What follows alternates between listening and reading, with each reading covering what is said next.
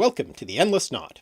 Today we're going to be exploring the connections between poetry and our brains, and how we perceive emotions.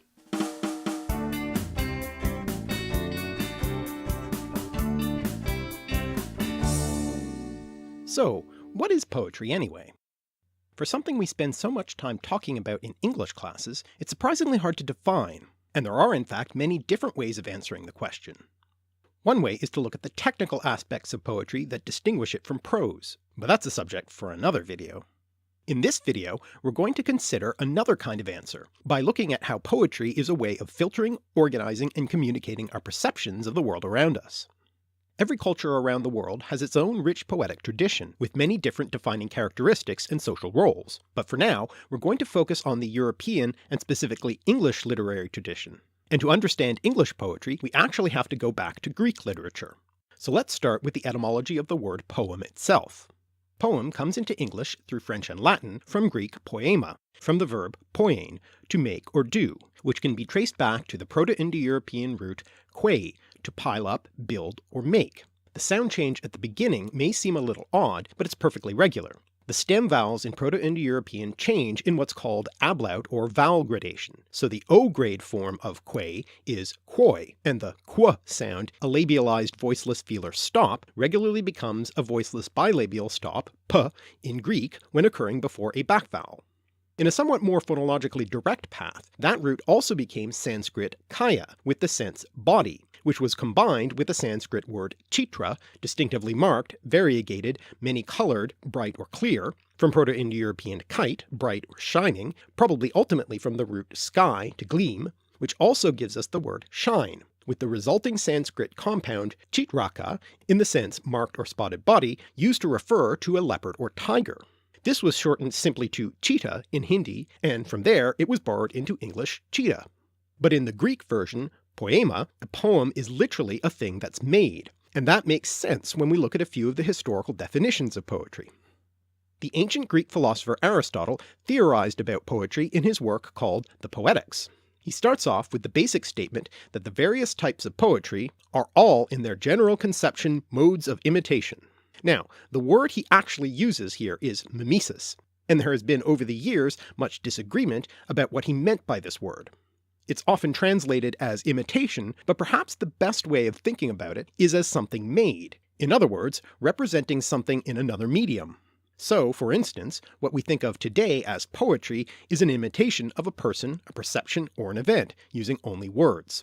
For Aristotle, poetry could also include, for instance, drama, which contained also music and staging in the Greek world. So poetry then, by this definition, is something that is perceived and filtered through the human mind and imitating using only words, a tall order imitating all the complex range of sensation and emotion using only squiggles on a page. Skipping forward to ancient Rome, the poet Horace wrote a poem in the form of a letter to a friend all about how to write good poetry, called the Ars Poetica, or Art of Poetry. Horace's approach is much less theoretical and more practical than Aristotle's. In fact, it's a kind of listicle, 10 ways to write poetry that'll blow their minds. So things like choosing a subject, using appropriate diction, using meter and style that fits the topic, the importance of harmony and proportion, and so forth. He also said that it's not enough for a poem to be beautiful, pulcher, it must also be sweet, dulcis, so that it transports the soul of the reader, or actually the hearer. This metaphor of sweetness is key, with Horace later advising the mixture of the useful with the sweet. Basically, the honey of the poetry makes the bitterness of the lesson being taught go down more easily. Skipping forward again to English poetry, the most famous definition is the one by William Wordsworth in his preface to the Lyrical Ballads, a collection of poems written by Wordsworth and Samuel Taylor Coleridge at the beginning of the Romantic era. It should be remembered that the preface was written by Wordsworth alone, and Coleridge didn't agree with everything he said about poetry. In any case, for Wordsworth at least, poetry should be drawn from incidents and situations from common life, but then should be modified by a certain colouring of the imagination, so that they are presented to the mind in an unusual way. Furthermore, most famously, he wrote that all good poetry is the spontaneous overflow of powerful feelings. But what is often forgotten is that he qualifies this by stating that the poet must also have thought long and deeply in order to produce that poetry. Sounds contradictory, I know, but the idea is that the poet has that emotional moment, thinks about it for a while, and then, as he says, the poetry takes its origin from emotion recollected in tranquility. So much for the theoretical definitions, but what is poetry actually for? Well, in addition to reproducing things and emotions, poetry also has a very practical function in recording things like history, myth, or other important information. You see, poetry is a much older invention than writing systems. Though we may now think of a poem as something written down on a page, originally poetry was an entirely oral thing, recited aloud from memory to an audience. And that's one reason poetry is put together the way it is. Many of the standard elements of poetry help ease the cognitive load of remembering the poem. For instance, depending on which poetic tradition you're talking about, a poem might have a regularly repeated rhythm or repeated sounds like rhymes, and sometimes might be very formulaic with repeated words, phrases, or even whole lines, with the performer half improvising the poem out of formulaic stock phrases. It's also why, to the frustration of many English students, poetry can often be very ambiguous and require interpretation to get the meaning. Think of it as information compression, like a computer compresses a file to make it take up less space. Poetry uses techniques like figurative language, such as metaphors and similes, to express complex ideas in few words with layers of meaning. Of course, that means the listener or reader has to decode some of that afterward, and sometimes that leaves room for ambiguity which is often intentional to add further complexity to the poetic expression. Now, let's take a look at those early oral poets for a moment. One of the Old English words for oral poet is shope, which may come from Proto-Germanic skapan, to form, create, from Proto-Indo-European skep, to cut, scrape, or hack, which would make it cognate with the word shape, thus a close equivalent of the word poet, from Greek poietes, literally a maker. It might also come from, or at least be influenced by, Proto-Germanic skupan, to mock, which itself might come from Proto-Indo-European skube, to shove, root of the words shove and scoff. And it's that second cognate that's the key here, as one of the uses of poetry in the Germanic tradition was for dishing out insults, so scoffing or mocking. We can also see this in the Old Norse word for a poet, skald, which gives us the English word scold, and comes from the Proto-Indo-European root sekwa, to say or utter. In the hands of a good shope or skald, words definitely can hurt. In addition to poietes, another Greek word for an oral poet was rhapsoidos, from which we get the word rhapsody. The word rhapsoidos, or rhapsode in English, is a compound of the words rhaptane, to sew or stitch, and oide, song, lay, or ode, so literally a sewer of songs. A not uncommon metaphor for poetry because of that formulaic nature of oral poetry. Now, in spite of the etymology of their name, unlike poietes, some rhapsodes may not have been composing their poems extemporaneously from oral formulae, but instead reciting their poems, mainly the Iliad and the Odyssey, word for word exactly as the poet Homer composed them. Of course, Homer himself may have been somewhat of a fiction, a legendary or mythical poet to whom those poems are ascribed. But in the Western canon of poetry, the figure of Homer, the blind bard who could nevertheless see clearly into the souls and the emotions of people, is the archetype of the poet. As for the English poet Wordsworth, well, he wasn't blind, but he did suffer from anosmia, that is, the lack of the sense of smell, so perhaps a lesser Homer? So these definitions focus on perceiving, imagining, and feeling, and the history of poetry in English is closely connected to our attempts to understand what these things actually are and how they work. This is particularly easy to see in the Romantic period, so let's turn to one of the poets from that time to illustrate the connection. William Blake was an early Romantic, or some would say proto-Romantic, poet and engraver, so many of his most famous works are accompanied by his glorious and often dreamlike illustrations, produced with the help of his wife Catherine, who he taught to read after they were married. As a teenager, Blake was going to be the apprentice of royal engraver William Ryland, who pioneered the stipple engraving technique, but Blake didn't take to him, stating, "I do not like the man's face. It looks as if he will live to be hanged." And so he was instead apprenticed to James Basire. Basire taught Blake a more old-fashioned technique of engraving, likely contributing to lack of recognition of Blake as an engraver in his own day, though he would later invent a relief etching method that involved using acid to dissolve the undecorated portions of copper plates. But the inhalation of the fumes from this likely led to his eventual death. As for Ryland, he was indeed later hanged for forgery with the intent to defraud the East India Company. Blake was not only a political radical, for instance doing illustrations for one of Mary Wollstonecraft's works, but was also a religious nonconformist, and had very unusual and idiosyncratic views, which led many of his contemporaries to believe that he was mad. From childhood, he was prone to spiritual visions, and later was also interested in perception, making a distinction between seeing with the eye, in other words sense perceptions, and seeing through the eye, imaginative perception. In this regard, he is famous for his phrase, "If the doors of perception were cleansed, everything would appear to man as it is, infinite," pointing out the limitations of human sense perception in comparison to the infinite nature of reality. This quotation comes from his multimedia work The Marriage of Heaven and Hell, which is composed of poetry, prose, and illustration in the style of biblical prophetic writing. The title of this work was a response to the theological work Heaven and Hell by Swedish scientist, philosopher, and eventually theologian and mystic, Emanuel Swedenborg. Blake was influenced by Swedenborg's writings, and there is perhaps a connection between the Swedish scientist's work on the soul and its connection to the body, and Blake's statement in The Marriage that man has no body distinct from his soul. But Blake was also critical of Swedenborg's insistence on the duality and opposition between good and evil. That's why it's called The Marriage of Heaven and Hell. And it's this relationship that lies behind The Tiger, a poem from the experience part of his double work Songs of Innocence and of Experience, where it is paired with the Innocence poem The Lamb, which uses the standard metaphor of the lamb as Jesus. Blake points out that the same immortal hand that created the lamb also created the tiger, a fearful symmetry. And as we saw earlier, a Sanskrit word for bright combined with a word related to poem to mean tiger, giving us cheetah. So it's fitting that the most famous line from Blake's poem is, "Tiger, tiger, burning bright." As for Swedenborg, he was raised a Lutheran and was the son of Bishop Jesper Svedberg. The family name was changed to Swedenborg when Svedberg's children were ennobled by the king in recognition of the bishop's contribution to the country, who had controversial religious views, rejecting the Lutheran doctrine of salvation through faith alone, a position his son would adopt as well. Swedenborg, however, wished to pursue an education in the sciences, and attended Uppsala University, where he was keen on presenting his work at academic sessions in spite of his slight stammer, though later in life he would decline to speak in public due to his speech impediment. His scientific career was largely successful and varied, and he was valued for his expertise in mineralogy, metallurgy, and mining, holding the post of Assessor Extraordinary on the Swedish Board of Mines. Fitting, as his father, mother, and stepmother were all from rich mining families.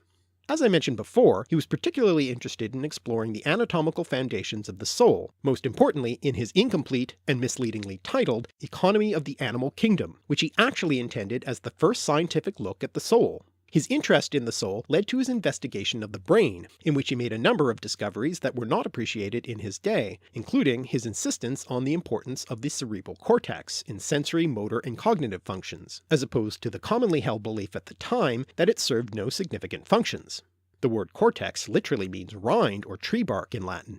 He also had a proto-theory of the neuron well before its official discovery in the late 19th century.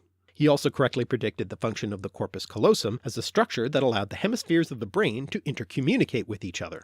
He was way ahead of his time in a number of other ways too, turning his hand to inventions, many of which would not become a reality until much later, such as airplanes, submarines, machine guns, and a universal musical instrument which didn't require any musical knowledge to play and yet could produce all kinds of melodies. And he even thought it likely that there was extraterrestrial life on other planets. But at the age of 57, Swedenborg began having spiritual visions, not unlike poet Blake. First having a vision of a man sitting in the corner of the private dining room of the tavern he was having dinner in, who said to him, "Do not eat too much." Frightened, he went home, and that night in a dream the same man appeared to him and told him he was the Lord, instructing him to write about the spiritual meaning of the Bible. Swedenborg abandoned his scientific work, turning instead to theology, which departed significantly from the established views of Lutheranism, rejecting the concept of the Trinity and stressing the importance of charity in addition to faith, and describing the second coming of Christ, Judgment Day, and the afterlife. And this eventually led to his banishment from Sweden to live out the rest of his days in England.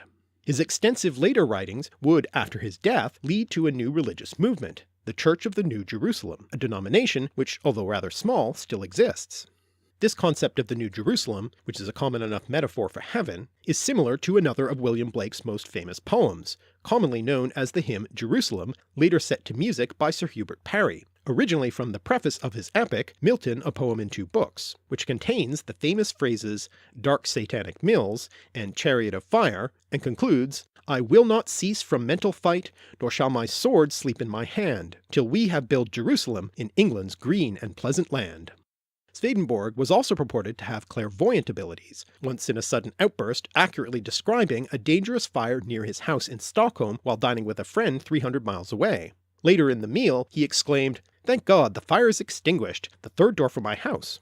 The philosopher Immanuel Kant became quite interested in Swedenborg's alleged psychic abilities, and initially praised them, and began reading Swedenborg's theological works, but later backpedaled and criticized his work. Now if Blake was one of the proto-romantic poets, Kant was one of the proto-romantic philosophers, contributing much of the intellectual backbone of the movement. As such, one of his most important contributions to Romanticism was his work on aesthetics, which for Kant meant the science of sensory perception, particularly in his work Observations of the Feeling of the Beautiful and Sublime, which examined one of the most important concepts of Romantic poetry, the sublime, and you can see our video about the sublime for more information on that. For Kant, judgment of aesthetics is subjective, though based on the external reality of a work of art.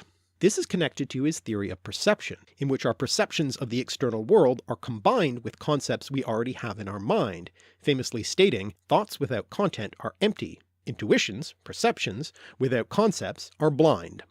The word aesthetic, which comes into English through translations of German scholars like Kant, ultimately comes from Greek aisthanesthai, to perceive, from the Proto-Indo-European root au, to perceive, which also gives us such words as audible, obey, and anesthesia. Our modern sense of the word aesthetics, meaning criticism of taste, comes from the German philosopher and rough contemporary of Kant, Alexander Gottlieb Baumgarten. To settle the confusion over terminology, English scientist and polymath William Whewell, who was a coiner of many scientific terms in English, suggested the term calisthetics, combining aesthetics with Greek kalos, beauty, but unfortunately Baumgarten's is the usage that stuck. Whewell, by the way, was taught by the blind English natural philosopher and polymath John Goff, who published on a wide range of scientific topics, including the first description of the phenomenon of rubber bands releasing heat when stretched, and an investigation into the method whereby men judge by the ear of the position of sonorous bodies relative to their own persons. Goff was admired by some of the Romantic poets of his day, and was praised by William Wordsworth in the poem The Excursion, and by Coleridge in The Soul and Its Organs of Sense. Another of Goff's students was John Dalton, who is today most remembered for introducing atomic theory into chemistry, but also for his research on color blindness, which led to this form of visual impairment being sometimes referred to as Daltonism. Dalton himself was colorblind, as was his brother, thus suggesting the condition was hereditary, and so this makes 3 of the people involved in our story with some form of visual impairment: the blind bard Homer, John Goff, and Dalton, not to mention Wordsworth and his impaired sense of smell. Now getting back to Swedenborg and the New Jerusalem Church which grew up out of his writings, there were a number of significant figures besides William Blake who were adherents of the religion. These include John Chapman, better known as Johnny Appleseed, who as a missionary spread the writings of Swedenborg along with the apple tree to many parts of the United States.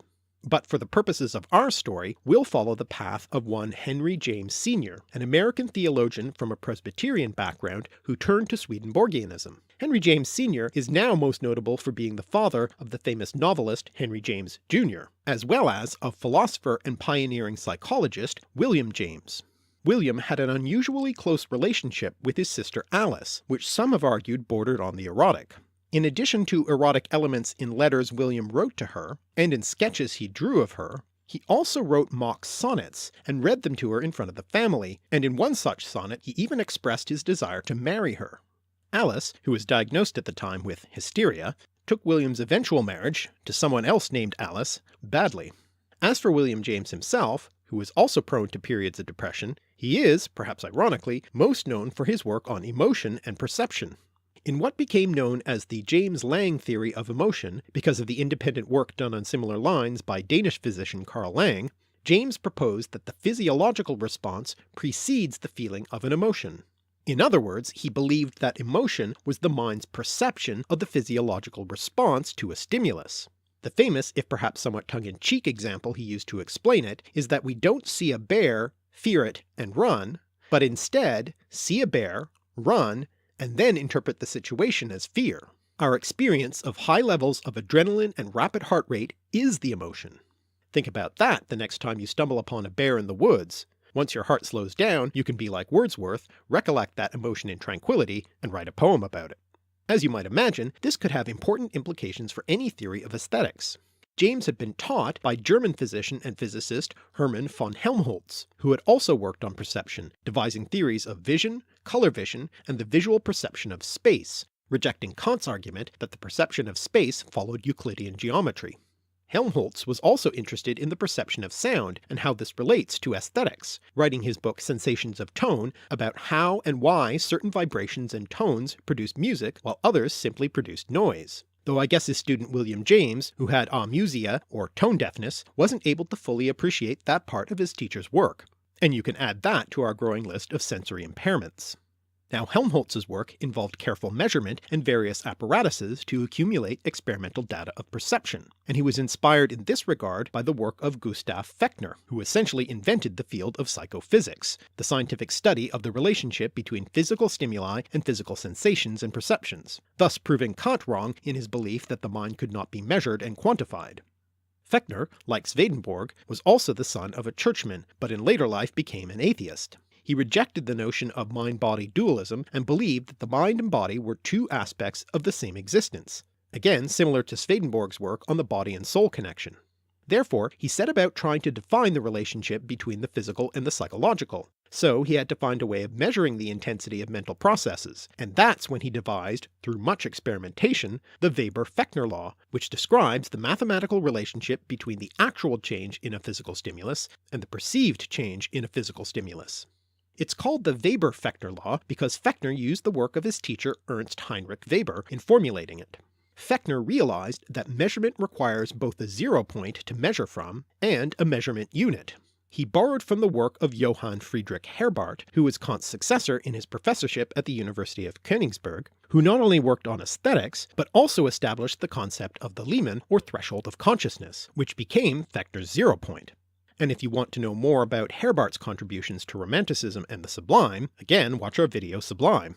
From Weber, Fechner borrowed the measurement unit, the just noticeable difference, which Weber had been studying by increasing in small increments the weight being lifted by his experimental subjects. In other words, how much did a weight have to change in order for the subject to notice the difference? Fechner determined that the relationship was logarithmic, that in order for the perception to increase arithmetically, the stimulus had to increase geometrically, or for those not mathematically inclined, the higher the overall stimulus, the higher the change in stimulus needed to be in order to be noticed.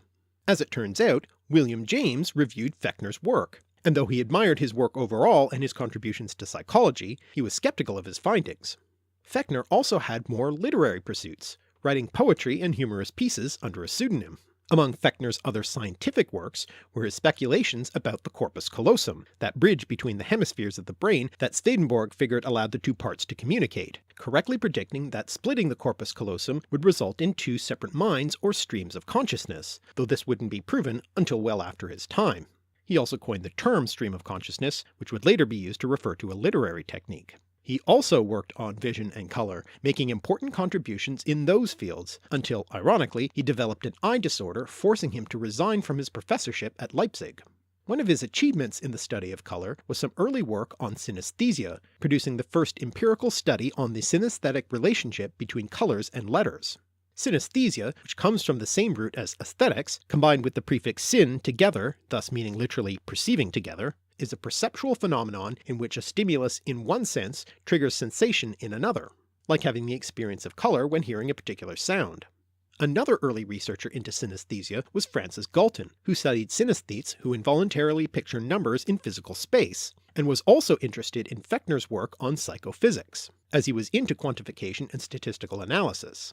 Galton, who was also known for developing the science of fingerprinting, which you can learn more about in our video Clue, was obsessed with measuring people, largely as a result of his belief in eugenics, taking his cousin Charles Darwin's ideas to some dark places. Galton wanted to use Fechner's psychophysics to measure a person's mental qualities and compare them in terms of their relative strengths and weaknesses. He began experimenting and collecting data and came to the conclusion that women of delicate nerves do not possess acute powers of discrimination, and yet men have more delicate powers of discrimination than women. And if you find that contradictory, join the club. Basically, he was saying that women were too sensitive to be rational, but not sensitive enough to be discriminating. But wait, it gets worse. He believed the same was true of workers, idiots, savages, and the blind, all inferior to, surprise surprise, English gentlemen, and concluded that the most sensitive people were also intellectually ableist, and should therefore be the most ideal for reproduction. Thus, he used psychophysics as his justification for eugenics. He also took aim at the deaf, believing that they shouldn't be allowed to reproduce, and what's more, wanted to suppress sign language and rejected the philanthropic custom of massing the deaf and dumb together in separate societies, and of making their life as happy as possible in those societies. Now, if you're getting all riled up about Galton, you may take some comfort in the knowledge that he got something of a comeuppance when he himself began to lose his hearing. Unsurprisingly, his attitude shifted, replying to a letter from Darwin's son George collecting money for the blind, writing, "I fully sympathize and gladly send £2 to help it, but my strongest sympathy is with the deaf. Had I a fairy godmother, I would petition that every experimental physicist should be made as deaf as I am until they had discovered a good ear trumpet, and then that as many fairy gifts should be heaped upon the discoverer as should exceed all he could desire, as well as the thanks and gratitude of all whom he had relieved." But you know, I think we can all agree that Francis Galton should never have a fairy godmother. In coping with his hearing loss, Dalton turned again to the research of Fechner and others, believing that faint, below-the-threshold stimuli might still come into the unconscious mind, and might therefore be augmented and brought to the threshold through the imagination, that buzzword of Romanticism. Indeed, he turned to Romantic poets such as Wordsworth to find evidence of this. Galton figured that we already had a kind of auditory imagination that we develop when we read silently, recreating the flow and rhythm of the spoken word. It does make sense when you think about reading poetry and appreciating its use of sound and meter. Like Kant before him, he concluded that it was the combination of the mind and the material world that produced sensations. So I suppose in a sense this is not unlike the phenomenon of synesthesia, with sense perceptions being triggered by another type of stimulus. And in fact, you don't have to look hard to find examples of synesthesia in poetry. It was commonly used by many Romantic poets as an intentional form of figurative language. For instance, Percy Shelley has the lines, "Of music so delicate, soft, and intense, it was felt like an odour within the sense." And in Ode to a Nightingale, Keats calls for wine, tasting of Flora and the country green, dance and Provençal song, and sunburnt mirth. And in Coleridge's response to his erstwhile partner Wordsworth's definition of poetry, he points out that the imagination involves the balance and reconciliation of opposite and discordant qualities. And that brings us right back to one possible definition of poetry, something made imaginatively from our rich perceptions of the world into a new medium that stimulates the perceptions and emotions of others. Thanks for watching. Depending on when you're seeing this, there either is already or soon will be a companion video to this in which we talk about the technical characteristics that define poetry, like meter, genre, and figurative language. So check that out. If you've enjoyed these etymological explorations and cultural connections, please subscribe and click the little bell to be notified of every new episode. And check out our Patreon, where you can make a contribution to help me make more videos. I'm @alliterative on Twitter, and you can visit our website alliterative.net for more language and connections in our podcast, blog, and more.